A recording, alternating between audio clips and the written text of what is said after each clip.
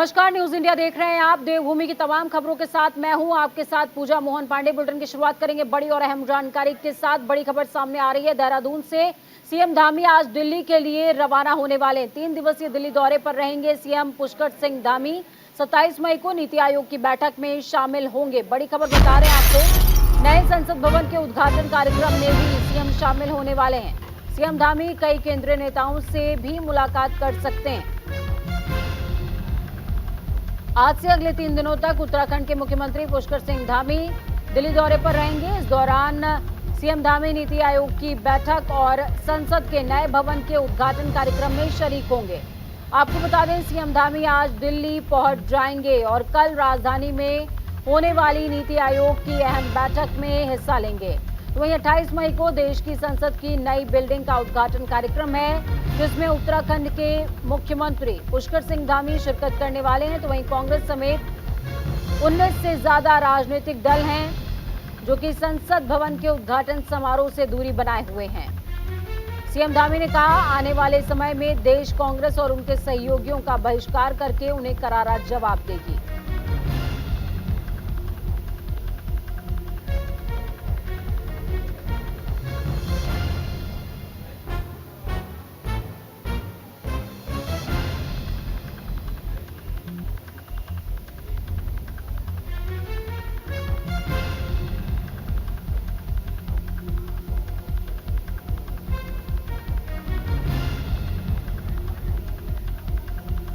नए संसद भवन के उद्घाटन समारोह में भी सीएम पुष्कर सिंह धामी शामिल होंगे। और सबसे बड़ी बात ये समझिए कि देश की सियासत इस समय जिस तरह का मोड़ ले रही है, लगभग 21 राजनीतिक दल ऐसे हैं जो कि विरोध में उतर आए हैं। कांग्रेस समेत तमाम विरोधियों को सीएम पुष्कर सिंह धामी ने साफ कहा कि आप पछताएंगे और जनता आपको देख रही है।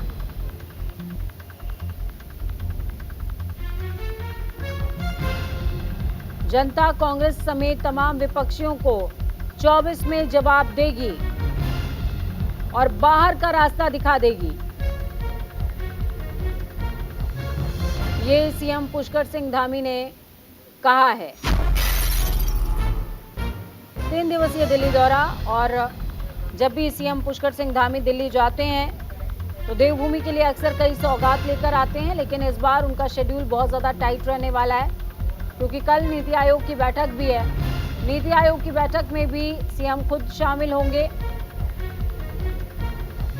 इस दौरान वो प्रदेश में पर्यटन को लेकर, आर्थिकी को लेकर जिस तरह के आमूलचूल परिवर्तन किए गए हैं उससे रूबरू नीति आयोग को कराएंगे।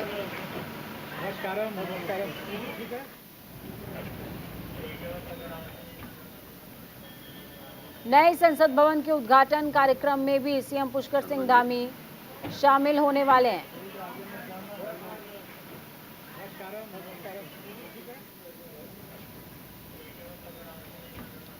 संजय हमारे साथ ग्राउंड जीरो से लाइव जुड़े हुए हैं। संजय, क्या कुछ अपडेट है पूरे मामले में?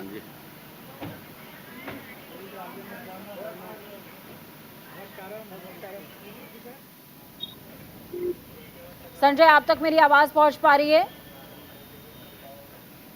जी दीपिका जी जी। संजय, देखिए, सीएम पुष्कर सिंह धामी ने साफ तौर पर कहा, इस बात को दोहराया है कि वो तमाम विपक्षी पछताएंगे जिन्होंने संसद भवन के लोकार्पण उद्घाटन के दौरान किनारा किया है। अब बिल्कुल लगातार ही मुख्यमंत्री पुष्कर सिंह धामी अपने दौरे पर आज हरिद्वार पहुंचे और हमने देखा है कि यहाँ पर कई मुद्दों पर चर्चा हुई है, क्योंकि उत्तराखंड में जिस तरह से अतिक्रमण को लेकर भी कार्रवाई चल रही है और तमाम जिस तरह से आज कार्यक्रम में पहुंचे हैं। हालांकि 2 दिवसीय कार्यक्रम यहाँ पर जो चल रहा है, इसमें कई ऐसे मुद्दे हैं जो हिंदुत्व को लेकर साधु संत लगातार उठा रहे थे। उन सब मुद्दों को लेकर आज चर्चा की गई। जी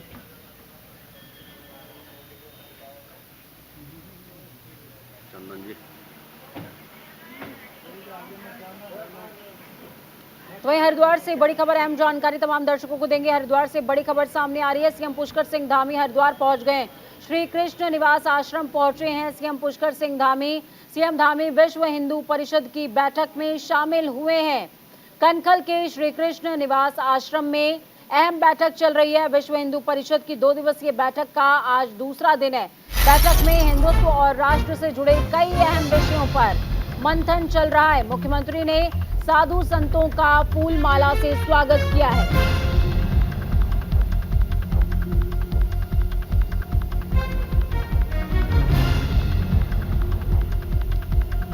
साधु संतों का स्वागत करते हुए नजर आए हैं मुख्यमंत्री पुष्कर सिंह धामी। श्री कृष्ण निवास आश्रम में ये बैठक चल रही है, जिसमें हिंदुत्व समेत कई अहम एजेंडों पर बातचीत सीएम साधु संतों से कर रहे हैं। देखिए, उत्तराखंड को देवभूमि कहा जाता है, ये बात किसी से छिपी नहीं हुई है, और ऐसे में साधु संतों की राय लेना, समय समय पर उनसे मुलाकात करना बेहद जरूरी हो जाता है।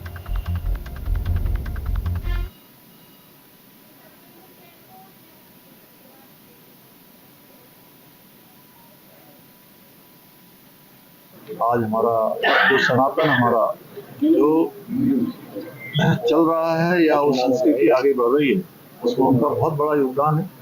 मैं भी उनके इस केंद्रीय मार्गदर्शक मंडल में पूज्य संतगण पूरे देश भर से आए हैं। मैं उनका आशीर्वाद लेने के लिए आया हूँ। उनके आशीर्वाद से, निश्चित रूप से उनके मार्गदर्शन से हम सन्मार्ग पर चलें, हम धर्म के मार्ग पर चलें, अच्छे काम करें, और ये संकल्प हमारा और दृढ़ होता है। हमसे संतगणों की जो भी अपेक्षा है, उस संतगणों की सब अपेक्षाओं को हम लोग आगे बढ़ाएंगे।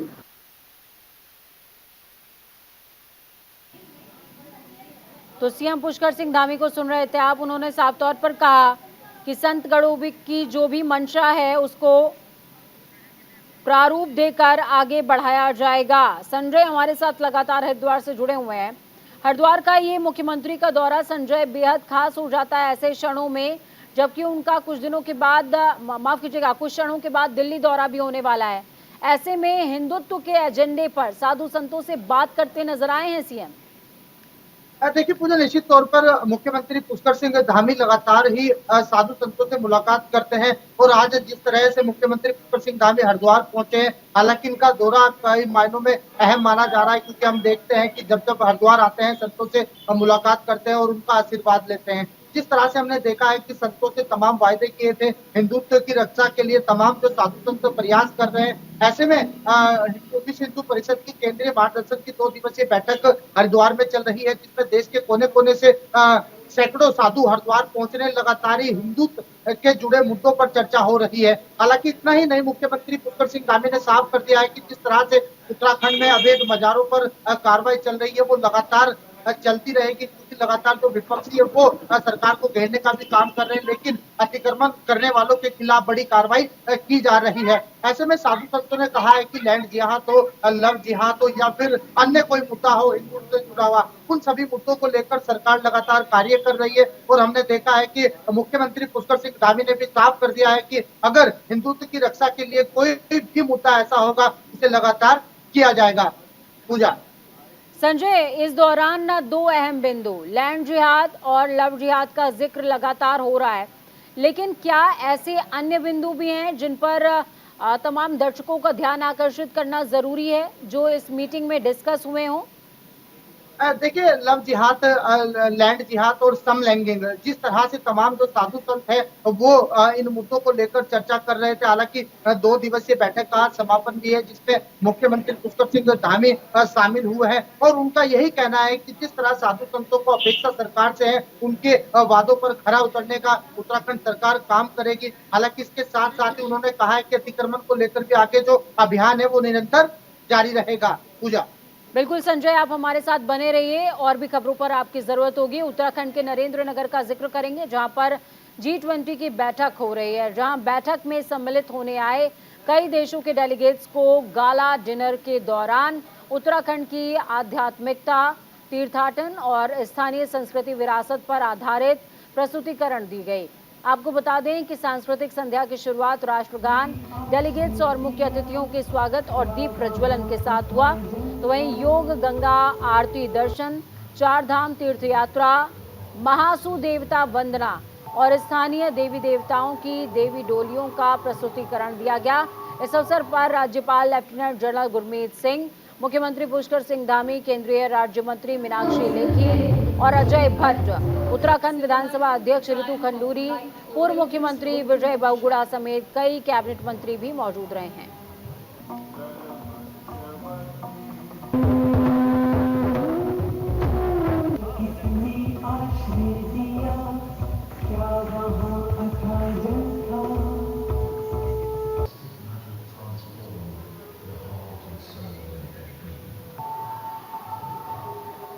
इस बीच दिल्ली से बड़ी खबर, अहम जानकारी आपको दे रहे हैं। सत्येंद्र जैन को अंतरिम जमानत मिल गई है। सत्येंद्र जैन को 6 हफ्ते की जमानत मिली है। खराब स्वास्थ्य के चलते ये जमानत मिली है।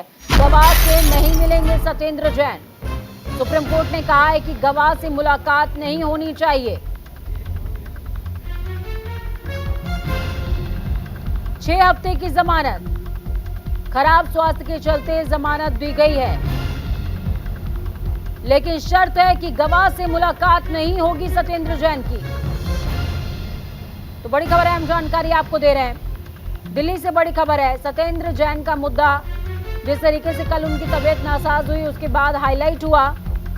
अरविंद केजरीवाल ने भी उनके स्वास्थ्य को लेकर सरकार को घेरने का काम किया था, और आज जब सुप्रीम कोर्ट में सुनवाई थी तभी सभी को इस बात का अंदेशा था कि सत्येंद्र जैन की तबीयत को आधार बनाया जा सकता है। फिलहाल सत्येंद्र जैन को 6 हफ्ते की जमानत मिली है। अली शरफ जुड़ गए हमारे साथ में इस खबर पर ज्यादा जानकारी के लिए। अली, क्या कुछ अपडेट है? सत्येंद्र जैन को 6 हफ्ते की जमानत मिली है।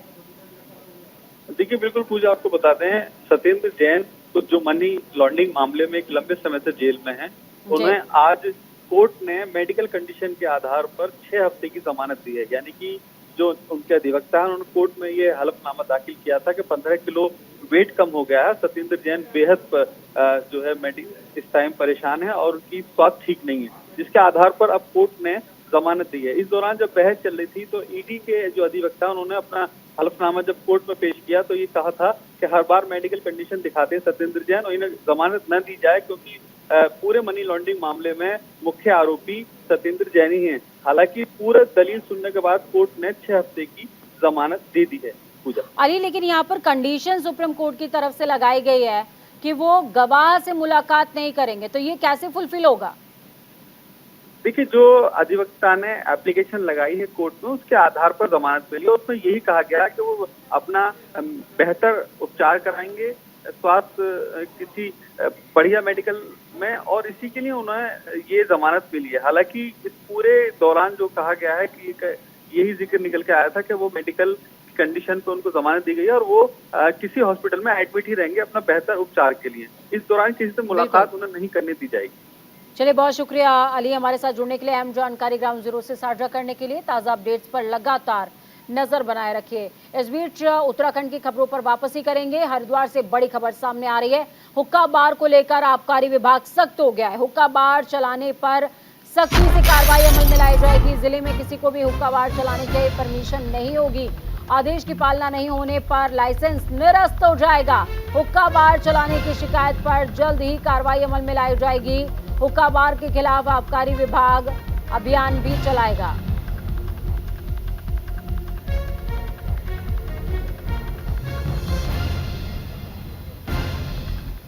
किसी हुक्का बार को चलाए जाने की कोई व्यवस्था नहीं है, और अगर ऐसी कोई शिकायत प्राप्त होती है तो तत्काल कार्रवाई की जाएगी, और आपके पास अगर कोई सूचना है तो उसको भी तत्काल संज्ञान में लिया जाएगा।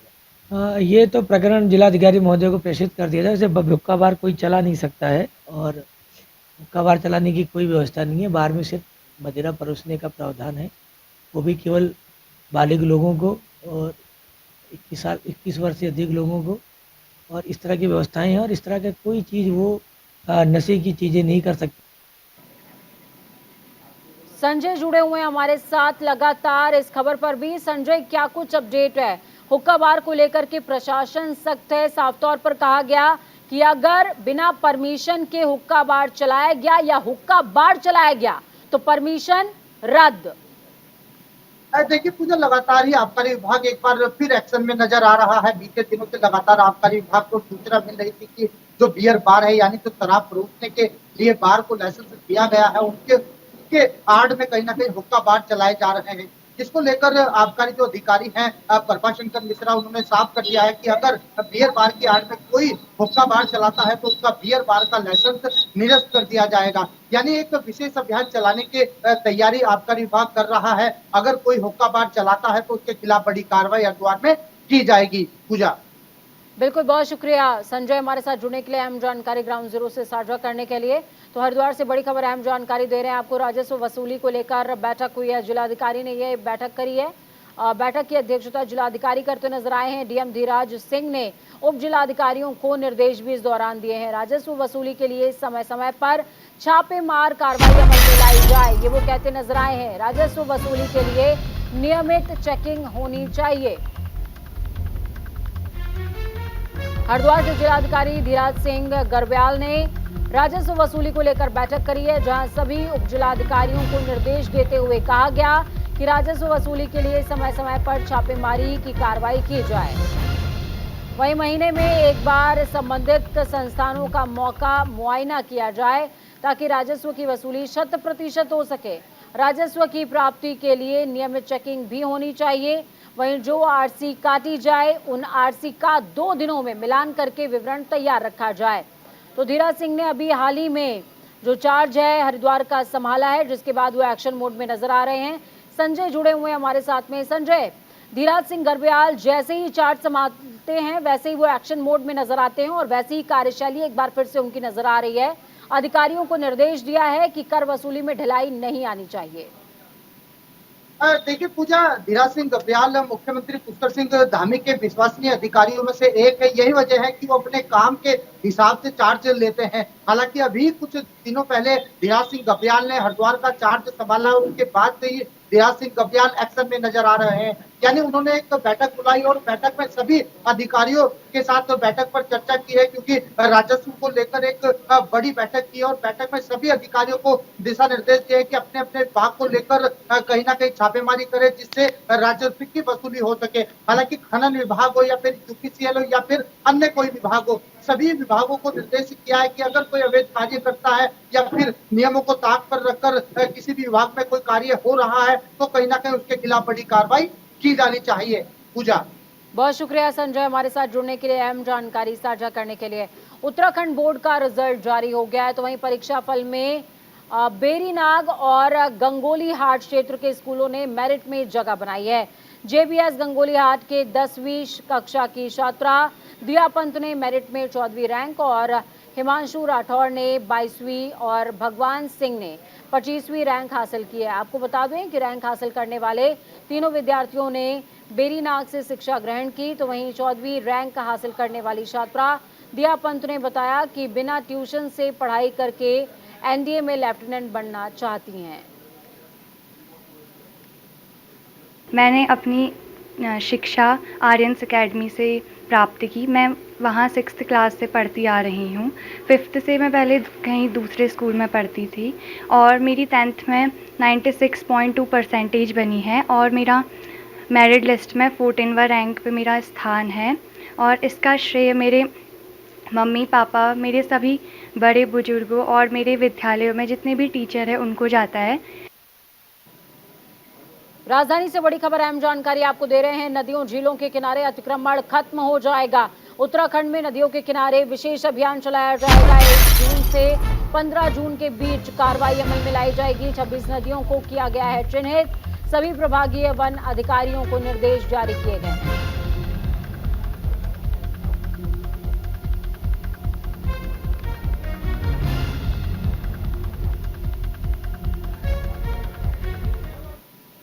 लक्सर जिला पंचायत अध्यक्ष राजेंद्र किरण चौधरी ने लक्सर क्षेत्र के कई गांवों में जनसंपर्क किया। तो वहीं उन्होंने लोगों से 27 मई शहीदी दिवस पर मुख्यमंत्री पुष्कर सिंह धामी के होने वाले अभिनंदन और स्वागत समारोह कार्यक्रम को सफल बनाने की अपील की। तो वहीं जिला पंचायत अध्यक्ष राजेंद्र किरण चौधरी ने बताया कि उनके गांव से 1857 की प्रथम स्वतंत्रता संग्राम क्रांति के अमर शहीद राजा फतेह सिंह परमार और उनके बेटे अमर शहीद राजा उमराव सिंह परमार के बलिदान दिवस समारोह कार्यक्रम में मुख्यमंत्री पुष्कर सिंह धामी सहित बीजेपी के कई दिग्गज नेता पहुंच रहे हैं। तो वहीं किरण चौधरी ने कहा कि इतिहास के पन्नों में दर्ज गुमनाम शहीदों के नाम सामने लाने की एक कोशिश की जा रही है।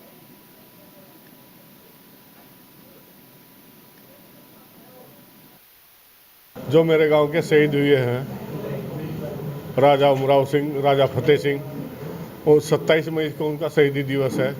हम करीब करीब हरिद्वार के हर एक गांव को छूने का काम कर रहे हैं। जो ऐसे हमारे योद्धा हैं जो जिनका नाम इतिहास के पन्नों पर नहीं था, जो गुमनाम के इस में दबे हुए थे, उनका नाम समाज के सामने जाए, जनता के सामने जाए कि इन लोगों ने कितना अपना बलिदान देकर इस देश को आज़ाद किया है।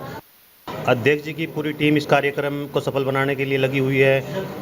हम इस खादर क्षेत्र से अध्यक्ष जी को आश्वस्त करके भेजते हैं। हम यहाँ से ज़्यादा संख्या, कई हज़ारों की संख्या भीड़ लेकर अध्यक्ष जी के निवास स्थान माणकपुर में पहुँचेंगे और इस कार्यक्रम को सफल बनाएंगे।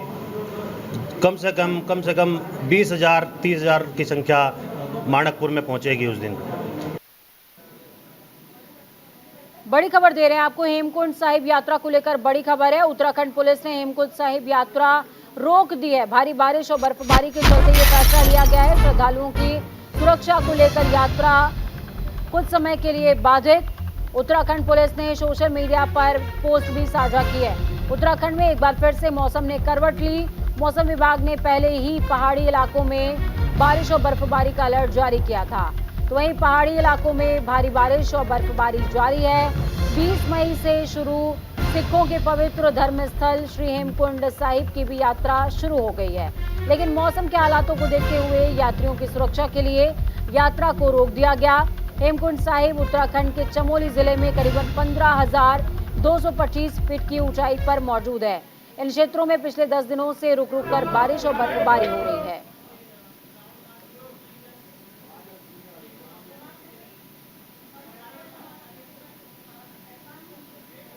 देवभूमि में देर शाम हुई बारिश और आंधी के चलते प्रदेश भर में नुकसान हुआ। दरअसल बारिश और आंधी ने देहरादून समेत उत्तराखंड के कई जिलों में कहर बरपाया है। तो वहीं देहरादून के सचिवालय में आंधी से पेड़ गिर गया। पेड़ गिरने से कई गाड़ियां चपेट में आई हैं।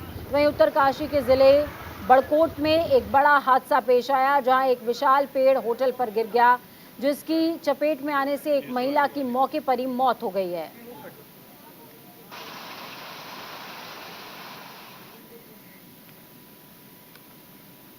इस बुलेटिन में फिलहाल इतना ही, लेकिन ताज़ा अपडेट्स के लिए बने रहिए न्यूज़ इंडिया के साथ, क्योंकि हम हैं राष्ट्र की आवाज़। नमस्कार।